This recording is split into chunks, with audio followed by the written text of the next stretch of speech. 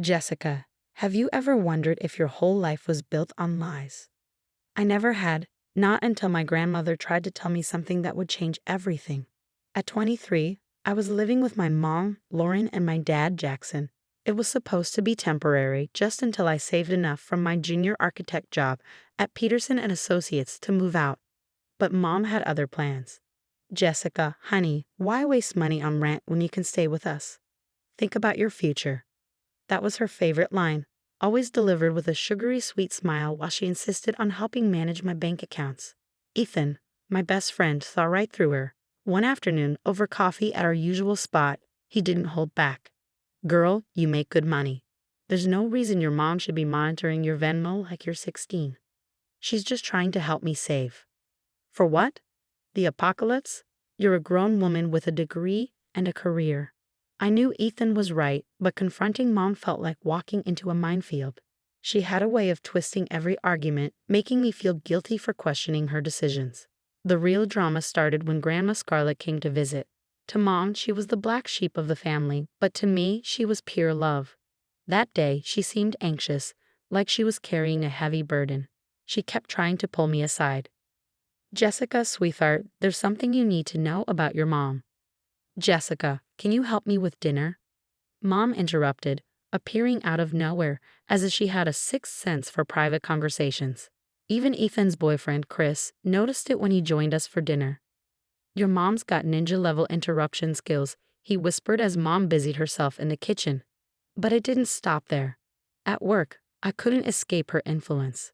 She'd somehow befriended the office receptionist, fitching for updates about my schedule, my coworkers, even my lunch breaks. Mrs. Anderson called again. My colleague smirked one afternoon. Wanted to know if you were working late.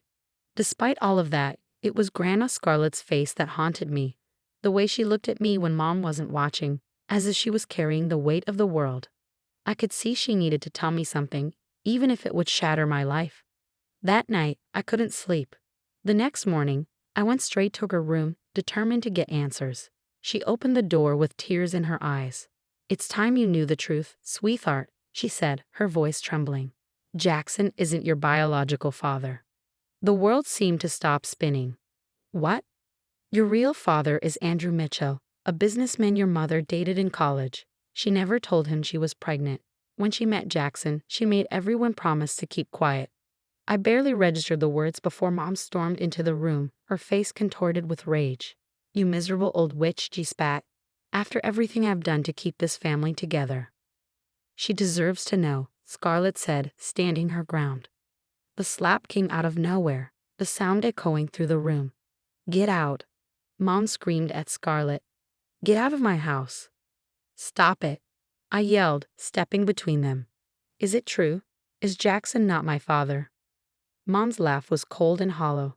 Oh, now you've done it, Scarlett. Happy? You've ruined everything. Don't blame her, I shouted. Answer me. Fine, Mom snapped. Yes, Andrew is your father, but he didn't want us. Jackson stepped up and gave us a life. Something clicked in my mind.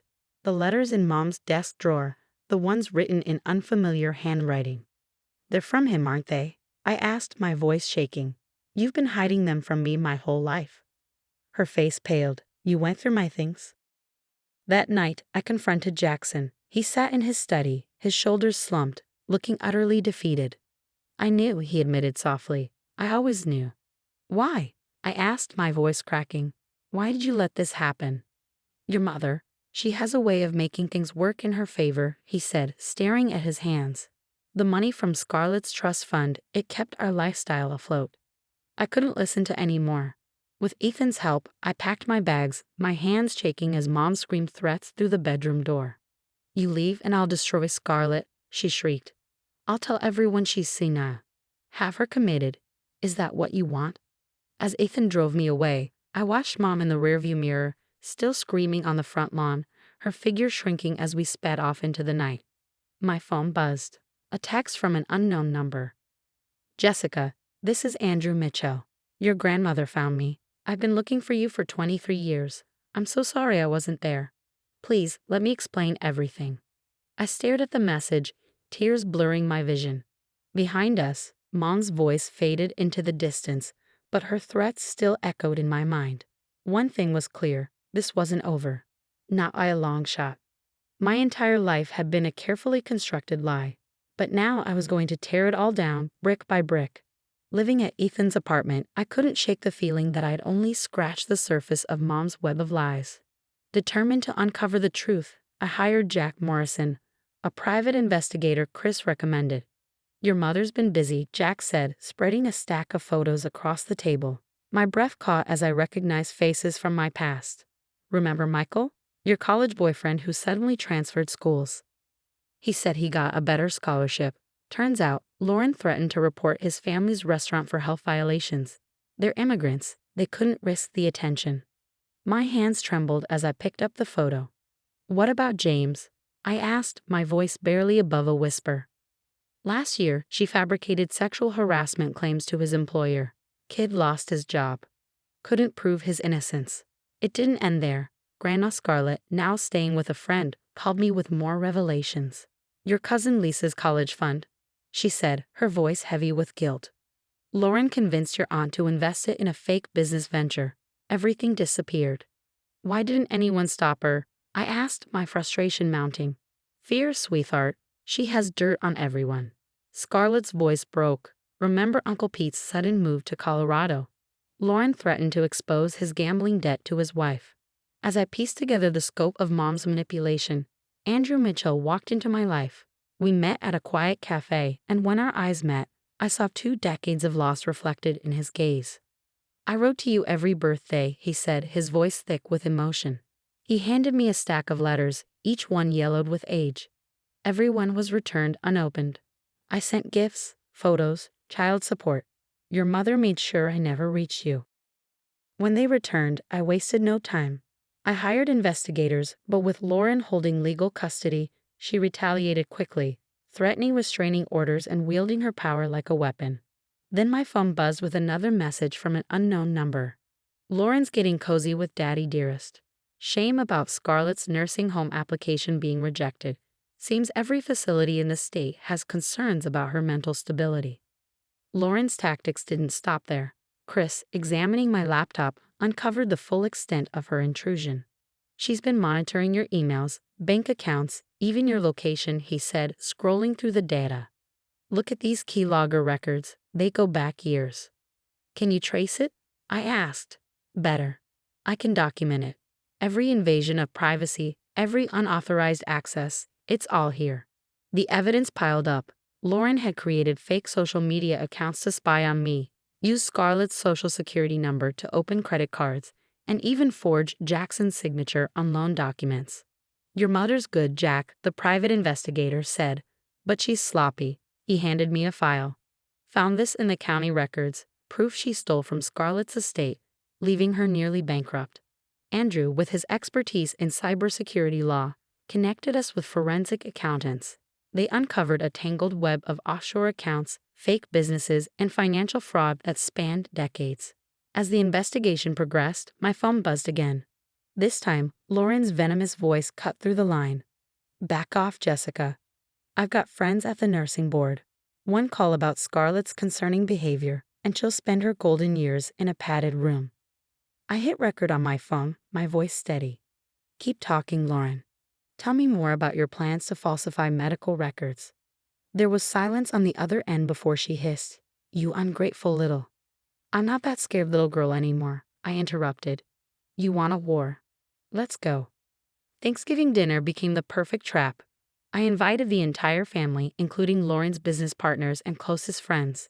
She walked in like she owned the place, Jackson trailing behind her. "What's this? A peace offering?" she sneered. Her smirk vanished when Andrew's lawyer stood and addressed the room. "Lauren Anderson, we have evidence of your interference with legal correspondence spanning 2 decades. He projected emails onto the wall. Proof she intercepted court documents, child support notices, and legal filings. You can't prove any of this," Lauren snapped. "Actually," Jackson said, his voice cracking, "the company audit found everything.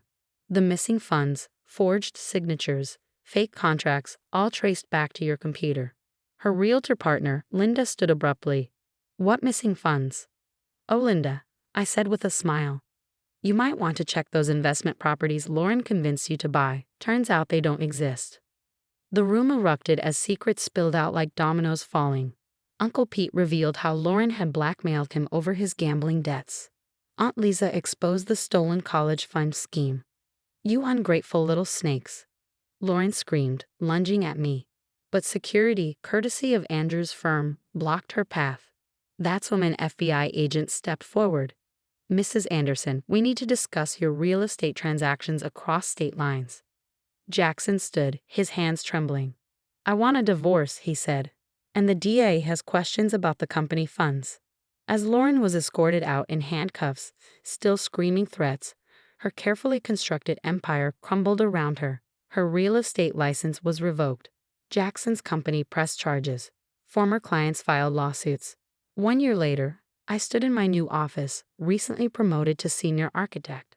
On my desk sat a family photo, me, Andrew, Scarlett, Ethan, and Chris at my graduation from my master's program in architecture. Andrew had helped me pursue my dreams, and Scarlett, now living in a cozy guest house we'd renovated for her, was finally at peace. Her financial security had been restored, her reputation untarnished. Jessica, my assistant, popped her head in. Your father's here for lunch. I glanced out at the city skyline, feeling a sense of peace I hadn't known before. Lauren had spent her life building an empire of lies, but I was building mine on truth. Andrew walked in, his smile warm. You okay? He asked. Perfect, I said, meaning it for the first time in my life. Let's go change some lives. What would you do if you discovered your entire life was built on lies? Would you expose everything at once, like I did, or take a different approach? Share your thoughts below. I'd love to hear your perspective.